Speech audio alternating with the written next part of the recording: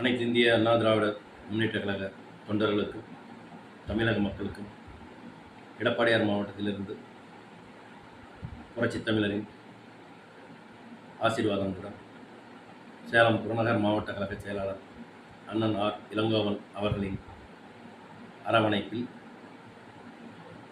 ஆத்தூர் சட்டமன்ற தொகுதி உறுப்பினர் அண்ணன் ஏபி ஜெயசங்கரன் அவர்களின் அன்புகளோடு உங்கள் மாஸ் முருகேசனின் இனிய வணக்கங்கள். இந்த காணொளி அரசியல் விமர்சகர் என்று கூறிக்கொண்டு வாயில் வடை சுட்டுக் கொண்டிருக்கும் ஐயா ரவீந்திரன் துரைசாமி அவர்களுக்கு. ஐயா ரவீந்திரன் துரைசாமி அவர்களே, நீங்கள் 15/11/2024 இன்று ஒரு தனியார் தொலைக்காட்சியில் நடந்த விவாத மேடையில் பேசிய கருத்து பற்றியது. இந்த விவாத மேடையில் நீங்கள் மு.க. ஸ்டாலின் நிகரான தலைவர் எடப்பாடியார் அல்ல அப்படின்னு சொல்லியிருந்தீங்க. சிரிப்பு தான் வந்தது. எதை வச்சு நீங்கள் அப்படி சொன்னீங்கன்னு தெரியல.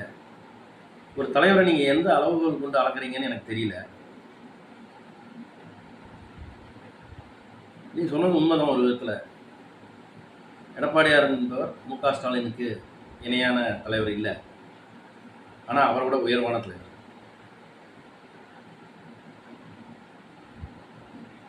ஐயா ஸ்டாலின் அவர்கள் ஒரு சிறந்த அரசியல் பின்புலத்தை வைத்திருந்தவர். அவரது தந்தை தமிழக முதல்வராக பலமுறை இருந்துள்ளார். அவரை தொடர்ந்து ஒரு கட்சிக்கு தலைவராவதோ கட்சியை வழி நடத்துவதோ என்பது ஒரு கடினமான காரியம் அல்ல. ஒரு கட்சியில் எந்த அரசியல் பின்புலமும் இல்லாமல் ஒரு அடிப்படை தொண்டனாக இருந்து வார்டு கழக செயலாளராக உயர்ந்து படிப்படியாக சட்டமன்ற உறுப்பினர், பாராளுமன்ற உறுப்பினர் என்ற பல பதவிகளை பெற்று கழக அமைப்பு செயலாளர் என்கின்ற உயர்ந்த நிலையை அடைந்து அதற்கு பின் கழக பொதுச் செயலாளர் என்ற அந்தஸ்தை பெற்றவர் ஐயா எடப்பாடியார் அவர்கள். எனவே நீங்கள் மு.க. ஸ்டாலின் அவர்களுடன் ஒப்பிடுவது என்பது இயலாத காரியம். அவருக்கு இணையான அல்ல, அவரை விட பல மடங்கு உயர்ந்த தலைவர் ஐயா எடப்பாடியார் அவர்கள். அவர் ஏன் தலைவன்னு, சிறந்த தலைவன்னு சொல்கிறான் அப்படின்னா, புரட்சித் தலைவர் மற்றும் புரட்சித் தலைவி அவர்களின் அருளாசியுடன் அவருக்கு 4.5 ஆண்டு காலம் தமிழகத்தை ஆளும் வாய்ப்பு கிடைத்தது. இந்த 4.5 ஆண்டு காலத்தில் அவர் மக்களுக்கு செய்த பணிகள் ஏராளம். இன்று சேலம் மாவட்டத்தில் மேட்டூரில் இருந்து வரும் உபரி நீர் 100 ஏரிகளுக்கு மேல் நிரப்பப்படுகிறது என்றால் அது அந்த எளிய விவசாயியான எடப்பாடியார் என்னும் தலைவரின் பெருஞ்செயல். இன்று ஏழை மாணவர்கள் அனைவரும் மருத்துவ படிப்பிற்கு செல்கிறார்கள் என்றால் அது எங்கள் எடப்பாடியார் என்னும் தலைவர் அவர்கள். டெல்டா மாவட்டங்களில் ஈத்தேன், மீத்தேன், கார்போஹைட்ரேட் என்று பல இடர்களை புறம்தள்ளி அதை பசுமை மண்டலமாக மாற்றி டெல்டா விவசாயிகளுக்கு ஒரு நிம்மதியை அளித்தவர் யார் என்றால் எங்கள் ஐயா எடப்பாடி பழனிசாமி ஐயா அவர்களால்.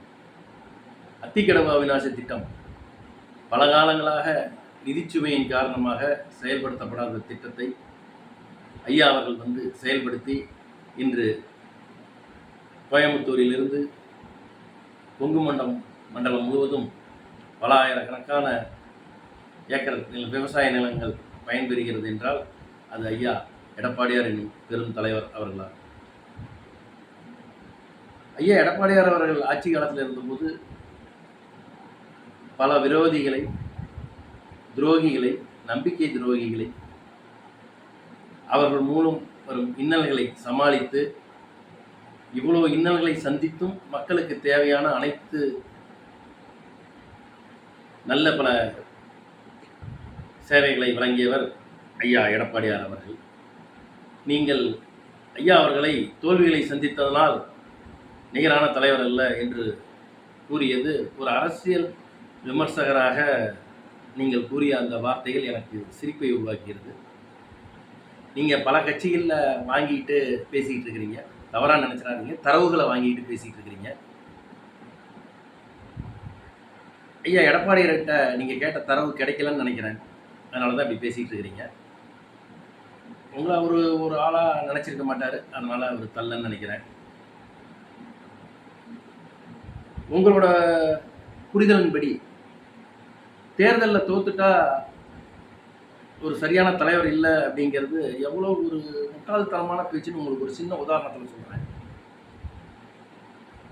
விருதுநகரில் காமராஜர் என்னும் பெருந்தலைவரை, உலகமே வியக்கும் பெருந்தலைவரை திமுகவிலிருந்து ஒரு சாதாரண ஒரு மனிதர், ஸ்ரீனிவாசன்கிற மனிதர் தோற்கடித்தார்.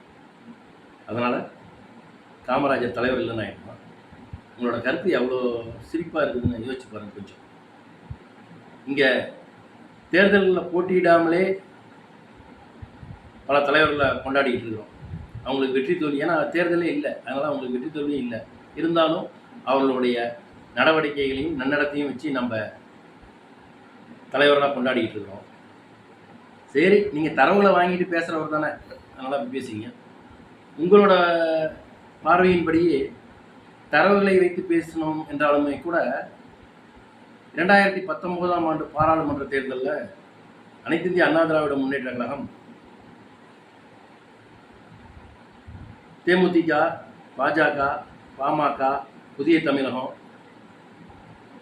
அப்படின்னு பல கட்சிகளோட கூட்டு சேர்ந்து போட்டியிட்டது. அப்போ அனைத்து இந்திய அண்ணா திராவிட முன்னேற்ற கழகம் பெற்ற ஓட்டு 83 லட்சம்.